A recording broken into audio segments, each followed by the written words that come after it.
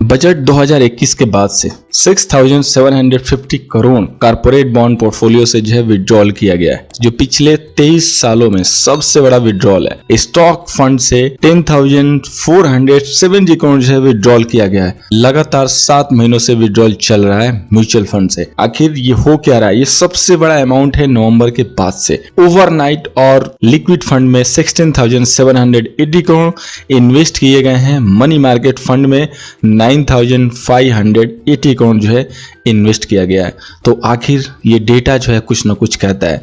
आज के इस वीडियो में जानेंगे कि म्यूचुअल फंड सही है या स्टॉक मार्केट, कहाँ हमें इन्वेस्ट करना चाहिए, अगर म्यूचुअल फंड सही है तो क्यों सही है, अगर स्टॉक मार्केट सही है तो क्यों सही है। फ्रेंड्स, मैं हूं अभिषेक गुप्ता, आप देख रहे हैं ईएपी का यूट्यूब चैनल। स्वागत है आप सभी लोगों का। उम्मीद करता हूं कि आपने चैनल को सब्सक्राइब कर लिया होगा। अगर अभी तक नहीं सब्सक्राइब किया है तो अभी सब्सक्राइब कर डालिए, क्योंकि हो सकता है कि वीडियो फिर खो जाए और आप ढूंढते रह जाओ। इसलिए सब्सक्राइब तुरंत करना है और सब्सक्राइब करके नोटिफिकेशन जरूर ऑन करना है। ये data association of mutual fund ने पब्लिश किया है ट्यूसडे यानी 9 मार्च को, यानी कि कल यस्टरडे को, और हिला कर रख दिया है। ये जो डेटा है कुछ कहता है। आप क्या समझ रहे हैं? म्यूचुअल फंड में से पैसा बाहर क्यों उठाया जा रहा है? इसके साथ बजट का क्या रिश्ता है? क्या म्यूचुअल फंड से स्टॉक मार्केट में इन्वेस्ट करना अच्छा चॉइस होगा? ये सारी बातों का जवाब मैं आपको दूंगा आज के इस वीडियो में। वीडियो को लास्ट तक जरूर देखिएगा। आइए शुरू करते हैं। बजट 2021 में फाइनेंस मिनिस्टर मैडम ने ये बात साफ साफ जो है कही थी कि सरकार देश के इंफ्रा एंड इकोनॉमी को जंप स्टार्ट करने के लिए बोरोइंग जो है बढ़ाने वाली है। सरकार किसे बोरो करती है? पब्लिक से और बैंक से। कैसे?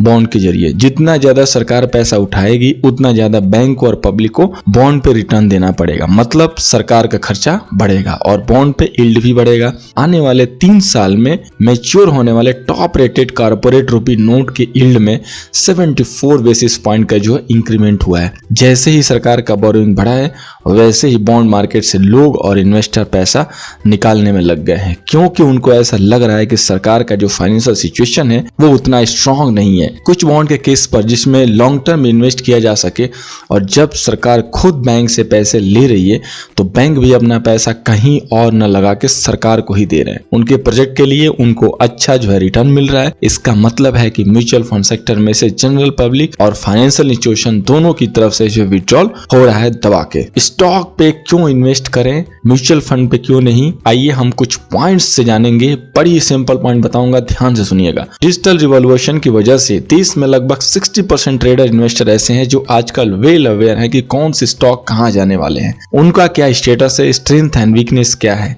इन्फ्लुएंसेस की मदद से भी देश के जो इन्वेस्टर हैं उनको हर दिन जो है ये खबर मिल जाती है कि कहां पैसा लगाना है, उनका इमीडिएट फायदा हो जाता है। म्यूचुअल फंड को लेकर एक टेंशन ये थी कि फ्रैंकलिन के 6 म्यूचुअल फंड जिन्होंने अच्छा परफॉर्म किया था फिर भी उनको जो है बंद कर दिया गया अप्रैल 2019 में। उसके बाद से ऊपर जो है केस हुआ, ईडी ने एंड सेबी ने मनी लॉन्ड्रिंग का जो है प्रोब चालू किया है, यानी पूरा मामला जो है काफी हॉट हो चुका है म्यूचुअल फंड इन्वेस्टमेंट का। इसलिए शायद रिटेल इन्वेस्टर फिलहाल स्टॉक के ऊपर अपना फोकस डाल रहे हैं। उनको ये कहीं ना कहीं बात समझ में आने लगी है कि अगर हम डायरेक्ट इनडायरेक्टली पैसा डाल रहे हैं तो हमारा पैसा 2 दरवाजे से होकर निकल रहा है और हमारा पैसा जो है रिस्क पे जा रहा है। सीधे लैंग्वेज में मैं आपको समझा देता हूं कि विच इज बेटर, स्टॉक और म्यूचुअल फंड। ध्यान से सुनिएगा पॉइंट्स को।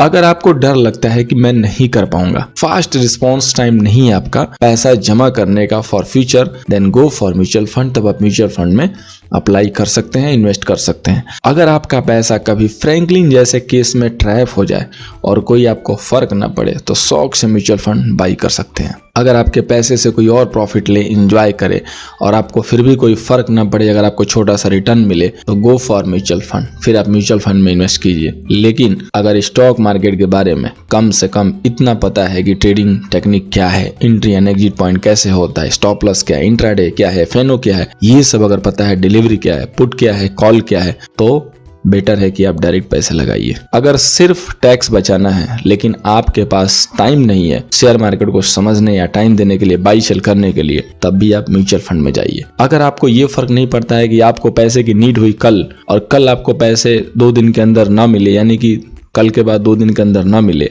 तो आप म्यूचुअल फंड में जा सकते हैं, क्योंकि कभी कभी म्यूचुअल फंड में पैसा डिले हो जाता है, डिपेंड अपॉन फंड। यहाँ पे सीधे से पॉइंट्स में अगर ये समझा जाए तो मेरे हिसाब से स्टॉक मार्केट बेटर है। इस सारे ऊपर दिए गए जो भी पॉइंट्स मैंने आपके साथ शेयर किए उनको आप फॉलो कर सकते हैं, अपने आप को क्लासिफाई कीजिए, लोगों की बातों को सुनिए लेकिन कीजिए वही जो आपका स्किल सेटअप और आपका पॉकेट अलाउ करे। बाकी in my point of view best go for stock market. अगर आपको आइडिया नहीं है कहाँ इन्वेस्ट करना है, follow EAP, join daily live session and ask your query. एक बार शुरू तो कीजिए, हम आपके साथ खड़े हैं ऑलवेज आपकी मदद के लिए। उम्मीद करता हूं कि वीडियो से आपको कुछ ना कुछ समझ में आया होगा, कुछ ना कुछ सीखने को मिली होगी। अगर थोड़ी सी भी नॉलेज मिली है, थोड़ी सी भी समझ आई है तो वीडियो को लाइक जरूर कीजिएगा एंड चैनल को सब्सक्राइब कर लीजिएगा अगर आपने नहीं सब्सक्राइब किया है। और अगर करना चाहते हैं खुद से शुरुआत तो अकाउंट ओपन कीजिए आज और अभी, लिंक डिस्क्रिप्शन बॉक्स में दिया गया है। एंजल ब्रोकिंग का फ्री अकाउंट है, क्लिक कीजिए, ओपन कीजिए और इन्वेस्टमेंट आज से स्टार्ट कीजिए। काफी सारे वीडियो दिए गए हैं, काफी सारे स्टॉक्स हैं, 130 रुपए के स्टॉक,